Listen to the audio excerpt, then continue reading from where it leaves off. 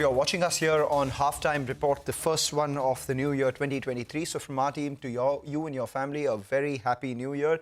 I'm Manglam Malu, with me Sonal Bhutra. Sonal, looks like a good start to the new year. The Nifty actually opened mildly lower and thereafter we've seen gains build up. The mid-caps and the Nifty Bank outperforming. The market breadth also not particularly bad, almost 2,100 stocks in the green. Oh yes, they are. And we are like almost at the day's high, right? And across the board, we are seeing gains coming in, except for healthcare and IT. So those two sectors continue to remain under pressure. A lot of exuberance is what we are seeing in the mid-caps as well. And infra stocks, for instance, NCC, look at that. That stock is up 8%. IRB Infra is the other one. That stock is higher in trade to the tune of around 7-odd%. Metal stocks, again, the top gainers today. So across the board, there is buying that we are seeing in these metal names, and the fact that analysts think that these prices have bottomed out. So, of course, a lot to track. But let's get started with the first corporate on our show. Shalby is the company that I'm talking about. Shalby Shah, the president of the company, is joining us now to discuss the demand trends, the occupancy trends, and the outlook going forward as well. Shalby, good afternoon. Thank you so much for joining us, and Happy New Year to you as well. The first question, of course, is what is the outlook 2023, and what kind of occupancies did you see in Q3 versus Q2? Do you expect them to improve in the coming quarters as well? Yeah, good afternoon, and thank you for having me. Wishing you and all your viewers a very happy new year as well. I would like to share that we've just completed 5 years of listing in December, and we basically have nearly doubled our revenues, doubled our occupancy, doubled our the numbers that we'll be doing across all the different businesses, and we are quite happy with the operational performances of the business. When we talk about Q3, yes, there has been an uptick because of course October is usually a festive month. So we have Diwali, Dussehra, etc. So that month usually in the whole year is a little bleak. But November and December have been very promising and have more than made up for the kind of October. So on a blended basis, what kind of occupancies can we expect in the third quarter? Will they be closer to the 50% that you did in the second quarter, or will there be a mild slip? No, we can expect a similar trend, and we will be going and we can kind of extrapolate the numbers of the Q1, Q2. And would you say the same of your average revenue per occupied bed? I mean, in the previous quarter that you had, the numbers were close to around 33,500. Is this going to increase, or is this going to be stable in the third quarter? So, if you look at the trend has been upwards for us because, the arthroplasty surgeries that we've been doing, we will be doing close to 15,000 arthroplasty orthopedic surgeries in this year, which is a very high ARPOB business for us. So basically, that is driving the ARPOB up this year. So we are seeing that, we are looking at the average of this year about between 33 and 35,000, which usually used to be in the 28 to 30,000 kind of mark earlier. Okay. So some improvement there. I wanted to talk to you about your international tourism as well, medical tourism that is. Usually in the month of December, we do see an uptick here. Has that been the case for you? Because you've already seen a 3x increase in international medical tourism in Q2. Will you be doing better than that in the second half? Yes.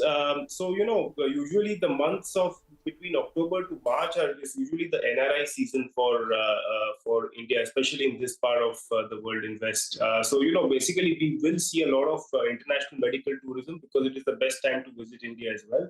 And they also have the Christmas holidays, etc. So usually we see the numbers in the second half a lot higher than the first half of the year. So we are definitely expecting that. Internationally, we're doing a lot of different things. So we have, an arm called Shalby Academy. We've partnered very recently with an Australian-based online academy where, we will be imparting online skills for clinical staff, which will be, for the paramedics like nurses and technicians, etc. Okay. Right. So right now, international medical tourism is very small part for you, right? The last known number was 2.1 crores. That is in Q2. What would the quarterly run rate look like? Will you be able to increase this pie coming in from international medical tourism? Yeah, so, looking at the geographical locations where we are present, there is limited demand, for medical tourism.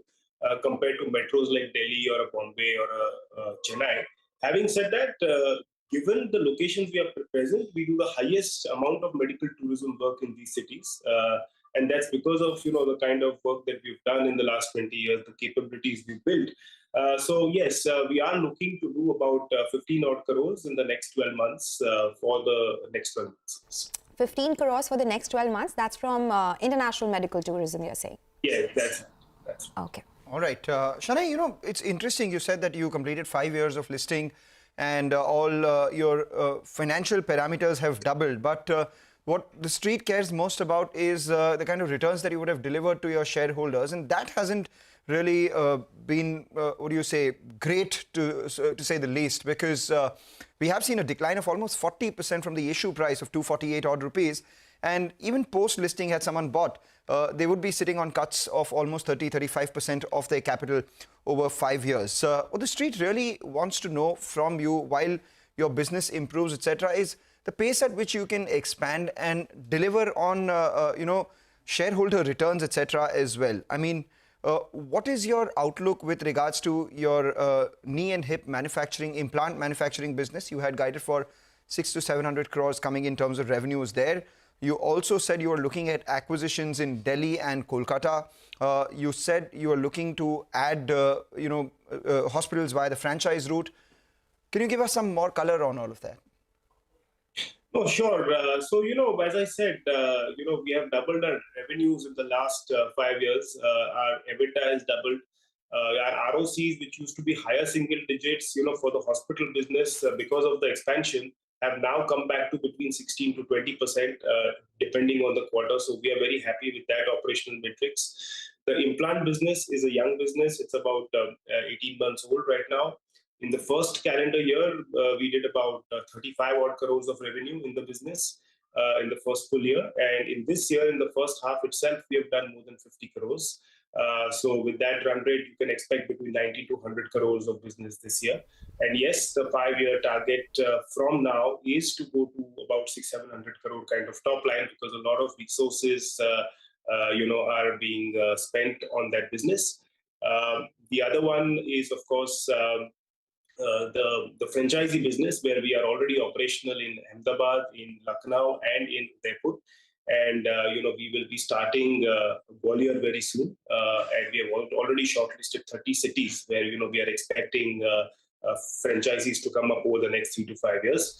So that is, again, going to be one big business. Coming back to the hospital business for a second, we, at the current occupancy level, which, you mentioned, we are...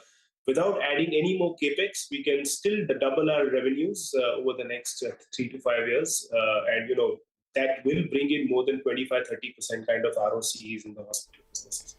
Okay, all right, Shanae, thank you so much for joining us and taking time to discuss what the outlook for 2023 is and how Q3 has been. It was a pleasure speaking with you. We'll slip into a short break on that note. On the other side, K. Ajit Kumar Rai, the founder and chairman of Suprajit Engineering, will join us next to discuss their business outlook. Welcome back. Still tuned into Halftime Report on CNBC-TV18. Suprajit Engineering is the next company on our radar. The stock has underperformed in the last 1 year, down around 24%. But what is the outlook for 2023? What about the supply side issues? What about raw material prices as well? K. Ajit Kumar Rai, the founder and chairman at the company, is joining us now to discuss the same. Mr. Rai, good afternoon. Thank you so much for joining us here and wishing you and everyone at the company a very happy new year.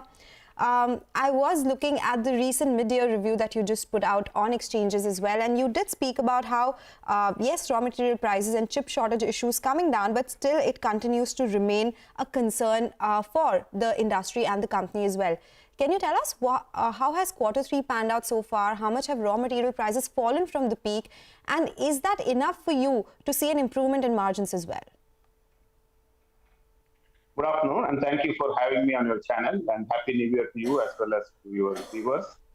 Yes, the material costs have come down, particularly, the core materials like steel, plastics, etc. have come down.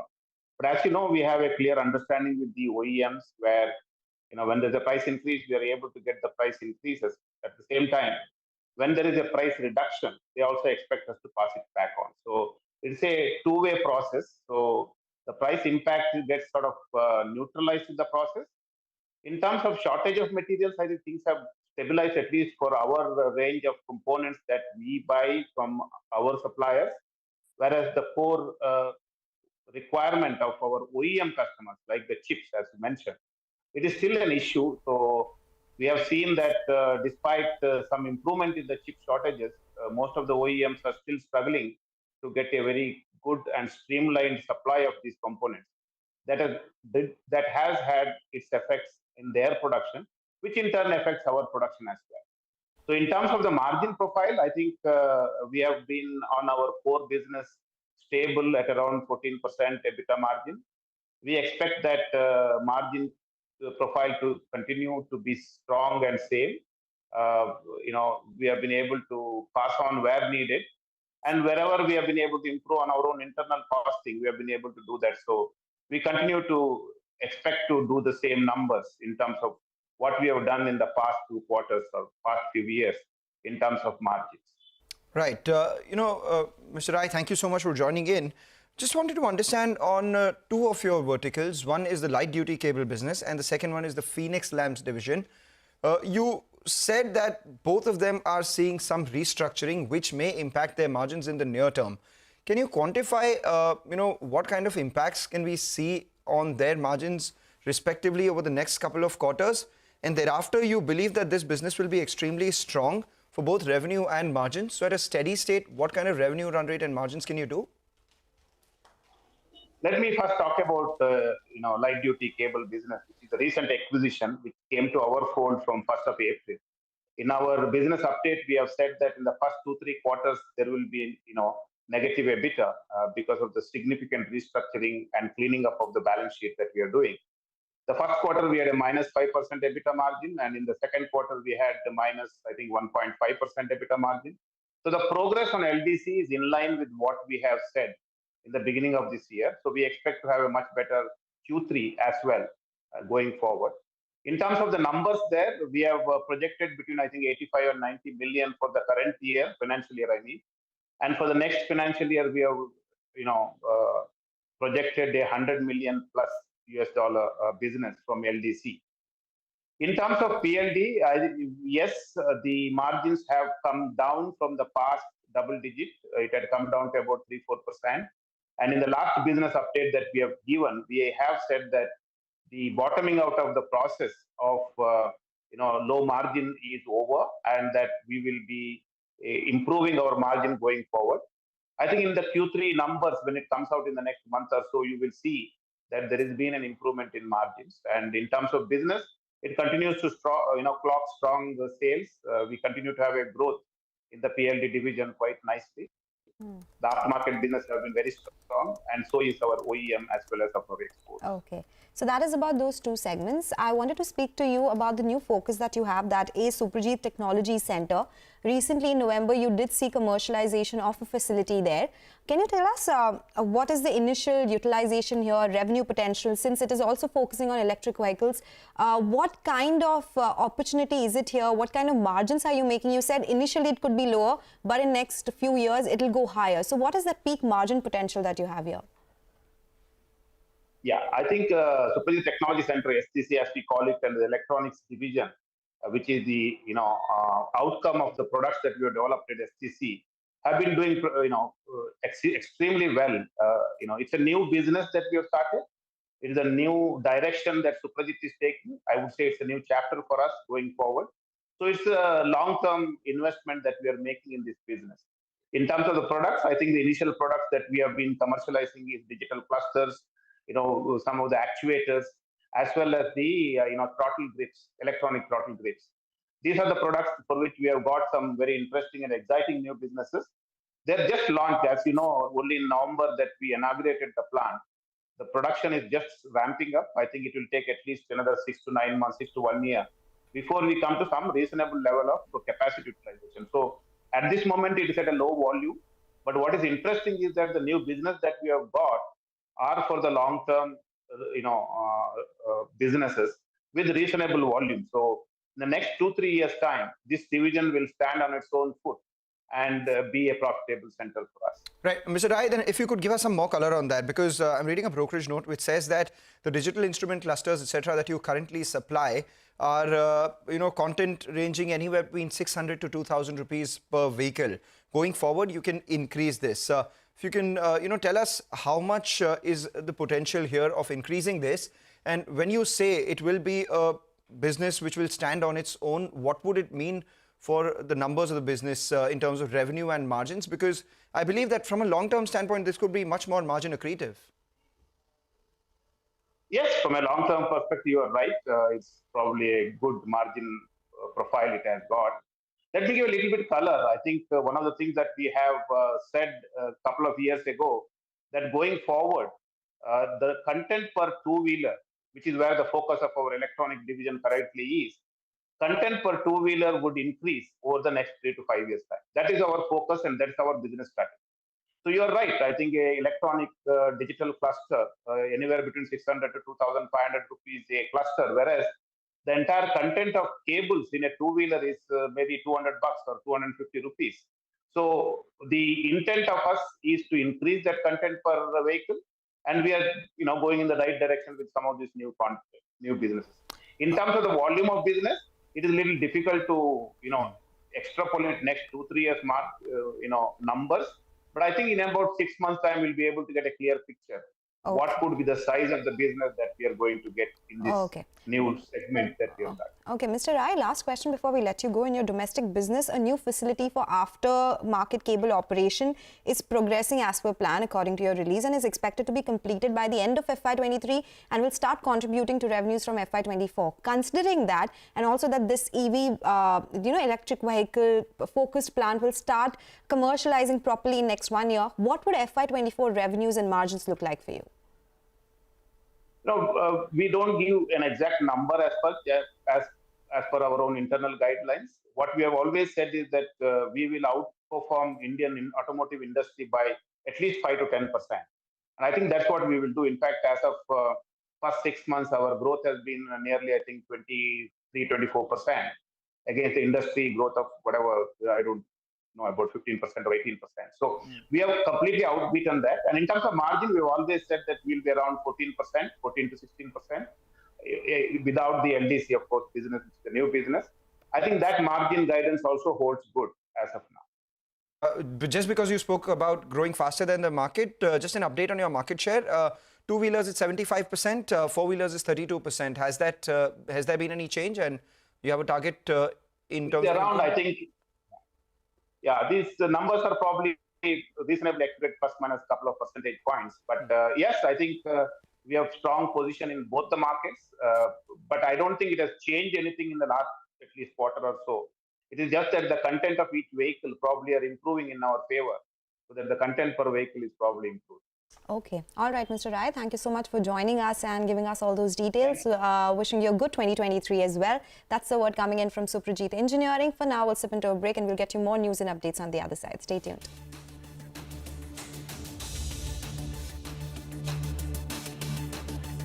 Welcome back.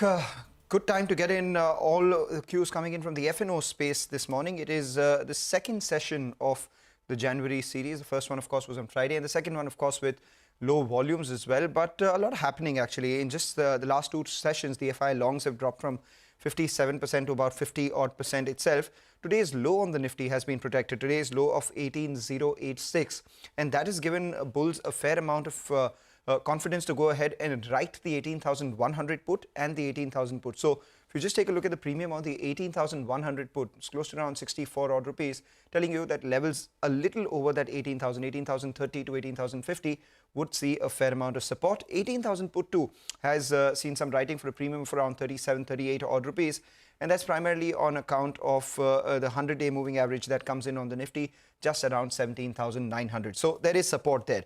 Where could the resistance come in? 18,200 call writers are still extremely active. 18,200 call has a premium of close to around 85 odd rupees.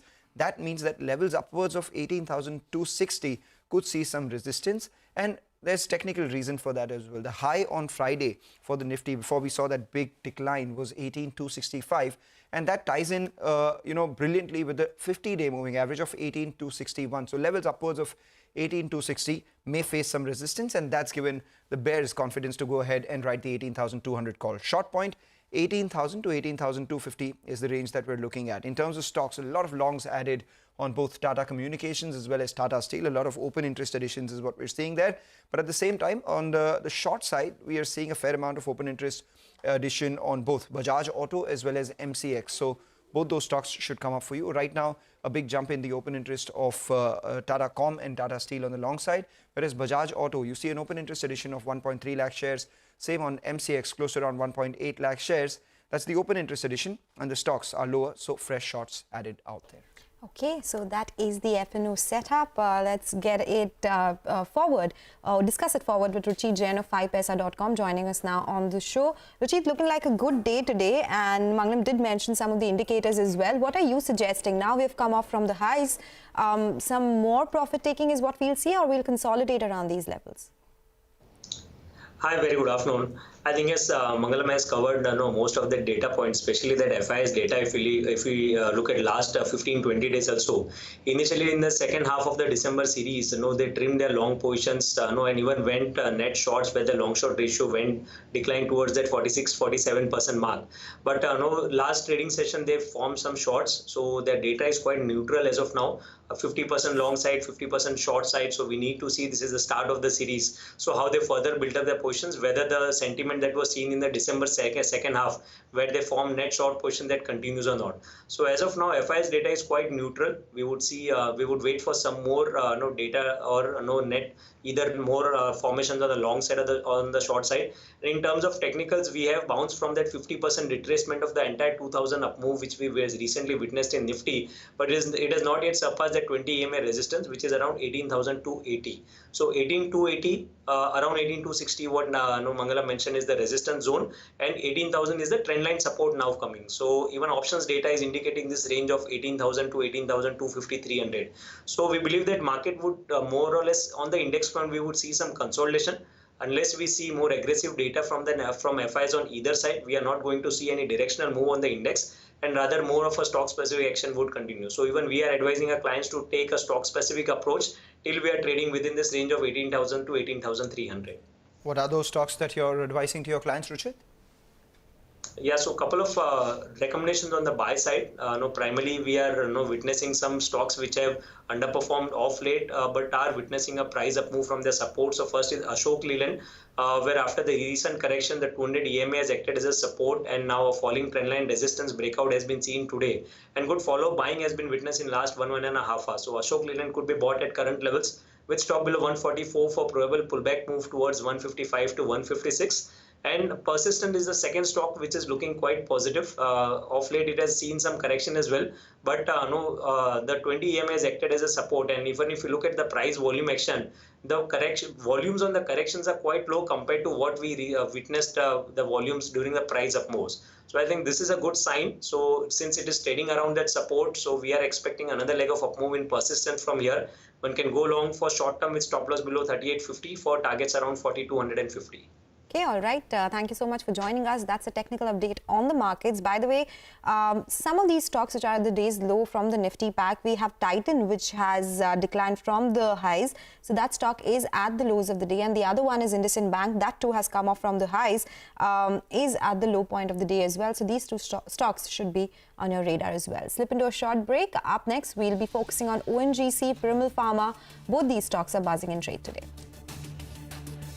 Welcome back. You're still tuned into Halftime Report on CNBC-TV18. Let's focus on some stocks which are in news now and buzzing on the back of some news updates or on the back of some brokerage notes as well. The first one on our radar is ONGC. The stock is higher by 2%.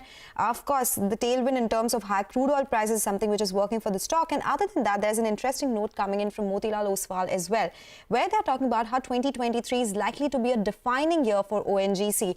Two reasons why that could be the case. The first one is there will be a rise in domestic oil and and gas production. And second is the possible floor on gas realization, because that would mean that this is the minimum amount of realization that this oil producer or gas producer will definitely get. So that is something which will be a trigger, and both are likely to work in favor of the company as well. This is about what will work for the company. Now going forward, we'll look at the dividend yield as well, because last 3 years the dividend payout of ONGC has been around 33% of their consolidated profits as well. And this would mean that their dividend yield would be very strong in FY23 at 13.6%. That bodes well for investors as well. The Mozambique project, which was under a bit of a limbo, but now it has seen some progress in 2023. If it sees any more progress, where ONGC has a 16% stake, it will be positive for the company. And oil and gas production, according to Motilal, will improve by 10% and 20% from mid-calendar year 2023. This is respectively 10% for oil, 20% for gas. So yes, a lot of triggers in place for ONGC, and that is something which Motilal Oswal believes could work for ONGC. All right, so that's about ONGC. Meanwhile, there were some flashes at the bottom of your screen with regards to volumes and pricing updates coming in from NMDC. And speaking about NMDC, it's the metal stocks which are actually buzzing in trade today. Nimesh had highlighted this Jefferies note on the metal sector in our standout brokerage report earlier today. Let's revisit the same. Nimesh. Hi, Sonia. So the entire metal pack is buzzing in trade on the back of the first upgrade for 2023, which is on the metal stock. So Jefferies has upgraded both Tata Steel and Hindalco to buy from hold, and they've raised the target price as well.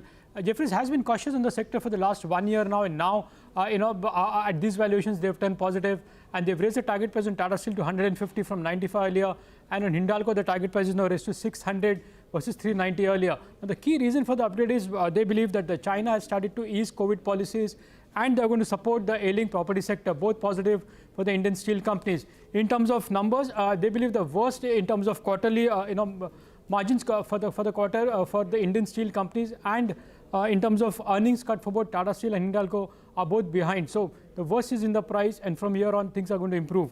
In fact, Tata Steel is a preferred bet for them in the metal names, largely on back of attractive valuations plus improving asset footprint and balance sheets. On back of that, a big upgrade in Tata Steel, but they've also upgraded Hindalco to a buy with a target price now to 600 from 390 earlier.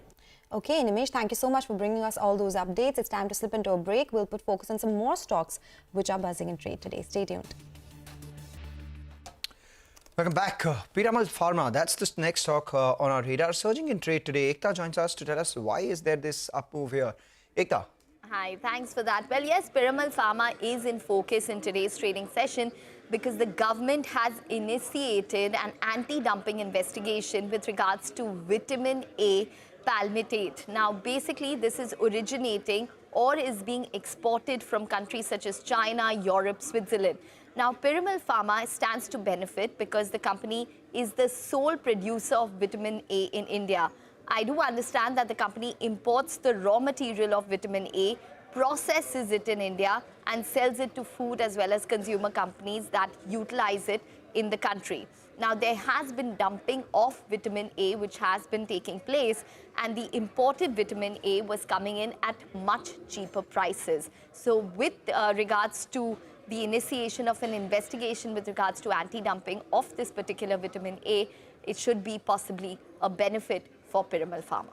Okay, all right, Ekta, thank you so much for explaining that to us. The stock is higher by 6% in trade today. The other stocks which are in focus today are Religare Enterprises and MCX. Both stocks are reacting to some news updates that have come in. Surbhi is here to tell us all about it. Surbhi? Hi, thanks for that. So Religare is gaining traction in today's trading session, but that's because the lenders have approved one-time settlement for outstanding dues for Religare Finvest. Now, Religare Finvest is the NBFC arm of the company. Finvest owes close to 5,344 crores to 16 lenders, including the likes of SBI, Bank of Baroda and Punjab National Bank. And the company has proposed 2,320 crores as one-time settlement, which is close to 57% haircut to the outstanding dues. The management in its press release also said that they've been taking all the corrective measures suggested by the RBI so they can restart their lending business. The management was on our channel earlier and they've said that 88 to 85% of these dues have already been paid and the remaining will be paid by end of January. Also, MCX is in focus today. That is because over the weekend that they've announced that it extends its service contract with 63 Moon Technologies for another 6 months. They were supposed to switch to TCS as a service provider, which in turn would reduce their operating costs. Now, Morgan Stanley has written on MCX with a target price of 1220, which is a downside of close to 20%. They think that the switch to TCS will now not happen until Q2 of FY24, which will increase the cost estimates in the short term. They are valuing MCX at 28 times FY24 PE, whereas currently it is trading at 41 times PE. Also, ICICI Securities have downgraded the stock to an add from a buy rating with a revised target price of 1669 versus an earlier target price of 1795.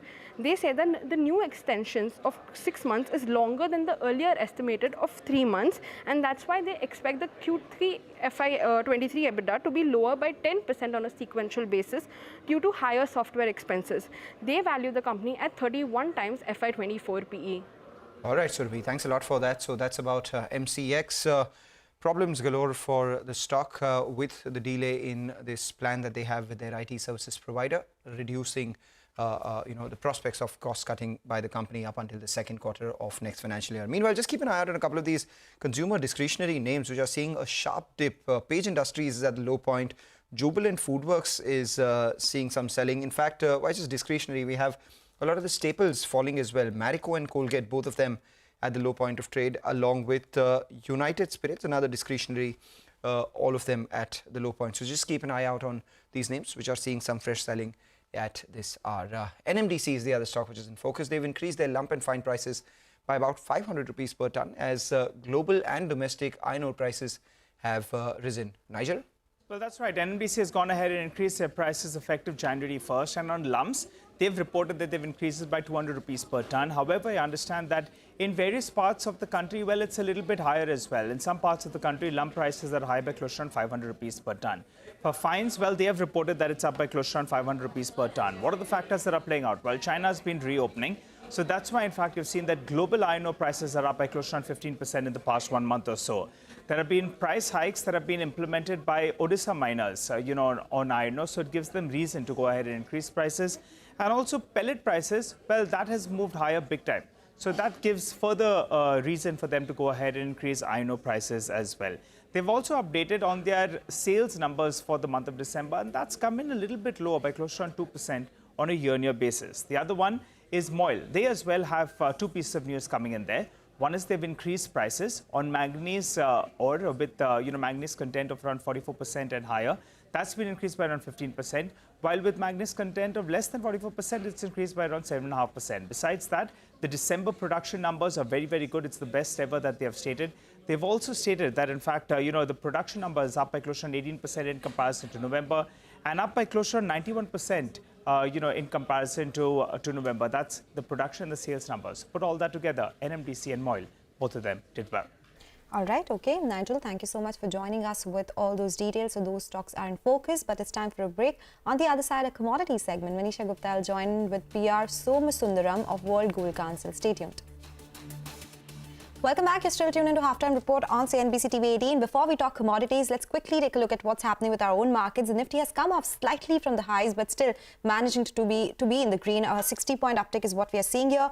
Couple of these stocks which are at the day's low. It's HUL, Titan. So consumption names continue to see some pressure. So these two stocks are at the day's low as we speak. The other one is Indices Bank, which we highlighted earlier as well. And SBI too has come off from the highs of the day. So these stocks are the ones which are actually leading to the pressure on Nifty that we are seeing from the highs of the day as well. But it's time to talk commodities now. Manisha Gupta is joining us with a roundup of all the commodity and currency market action, and she has a guest as well. Manisha.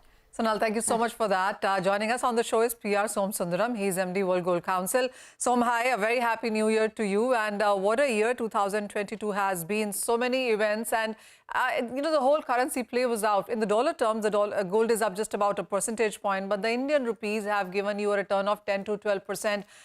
One, how do you look at that? And are we looking at currency as a major deciding factor this year as well? Well, you're right. Absolutely. It has been great return for those who invested in gold.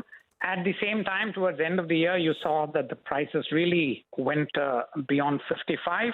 and therefore people who really wanted to buy couldn't afford it. So there were both these extremes we saw. As far as 2023 is concerned, I think you will have a replay of this. The prices clearly are, all the factors are pointing to a rise. And we can't obviously predict, but all the factors are pointing to a rise. Okay. And in terms of demand, Manisha, I would think that it will reset itself to a higher level, and India must be prepared for that. So a lot of banks and brokerages, global and domestic, that we have been speaking to have been telling us that gold should be in your portfolio and you can expect higher highs. Even CPM says that by 2025 until 2027, they expect higher highs. The most bearish of forecast is from Metal Focus at 1650 rather, and the other one is at 1575. From one of the brokerages, yes, TDS. But they also expect a high of 1800 here. And then look at Saxo Bank and Nirmal Bang, Standard Chartered, Swiss Asia Capital, CPM. They're all talking about 2000 plus kind of levels in this year as well. So yes, almost everybody believes that we are looking at higher gold prices. You mentioned, Som, that higher gold prices mean lower affordability. Is that going to be a theme? And my second part of the question is the ETF buying, because 2022 in that sense was a bit of a disappointment. Yes, you're right. First of all, yes, higher prices immediately will mean, quite a lot of people at the lower end of the hierarchy will not be able to afford it. But that is where probably schemes like the accumulation schemes, the digital gold might pick up very aggressively, because then you can save a lot. So in terms of trend, I expect that to pick up very strongly. But on the other hand, Manisha, with the economic growth that we are seeing, and this we have seen in the past as well, prices rising. So gold performance is very good in terms of price. You will therefore have more people actually buying gold. So that is why I said we must now, probably in the next 2 years, I don't know whether it happens in next year or the year after, the demand will reset to a higher level. We have been talking about 700 to 800. We must be prepared for 800 to 900, because gold is back in focus. So many numbers that you're sharing right now for 2022 as a demand, if initial numbers that you already have? No, as we said, it will definitely be lower than 2021 because of the sharp high, and we didn't see that in December quarter this year. Okay. And market is still at a discount. And that is also the reason why we say that while the market is at a discount, demand is a little soft. You see that whenever there is an opportunity, people want to buy gold. People jump in to buy gold. This is what tells us, and the economic growth is good. This is therefore going to definitely push up demand in the next 2 years. Gold will probably be one of the most attractive asset classes, at least for the next 2 to 3 years. All right, we hear that. So also, central banks have been buying, and that was one big headline from the third quarter of the calendar year. Fourth quarter, have you seen the same? Do you see central banks continue to toe that line? Well, as you know, the central banks buy in specific when there is an opportunity. They don't go quarter on quarter. But this year has been one of the best years for central bank buying, and particularly the quarter three. We saw that huge jump in buying, 300 tons. I don't think that was repeated in quarter four, and that was not expected to. But we would definitely see central bank action quite high in 2023 as well. And it's also gold playing a slightly bigger role in the system overall. So how would you look at, various changes or various developments that we have seen in India in 2022, IBX being one, digital gold continue to hold firm even as we were out of COVID. There is a lot of interest that people have taken over to online gold buying, etc. What does 2023 have in store when we look at newer instruments, newer measures, or patterns coming in for the country? I think, Manisha, we will probably lead the way globally as well, as I see it. It's also partly a wish because we have done that in the other parts in our digital ecosystem. I think even in gold, the way you put all these things across, IIBX, the digital gold, various things that are happening, and you look at hallmarking. We have the HUID system, which no other country has. So I think we are going to probably, in my view, we will probably lead the global development or global progress towards digitalization of gold. Okay. All right, Mr. Somasundaram and Manisha, thank you so much for joining us and taking us through those commodity moves. May it be a shiny year for all of us.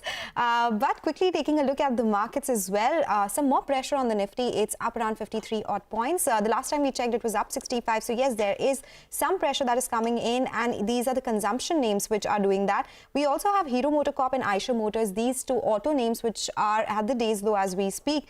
So yes, this particular hour, there are a couple of these heavy names which are putting some pressure on Nifty. The mid caps, they continue to outperform, and that has definitely been the talking point because the advance decline ratio is comfortably in favor of the advances for now. With that, it's a wrap on this edition of Halftime Report. Business Lunch will take all the action ahead. Stay tuned.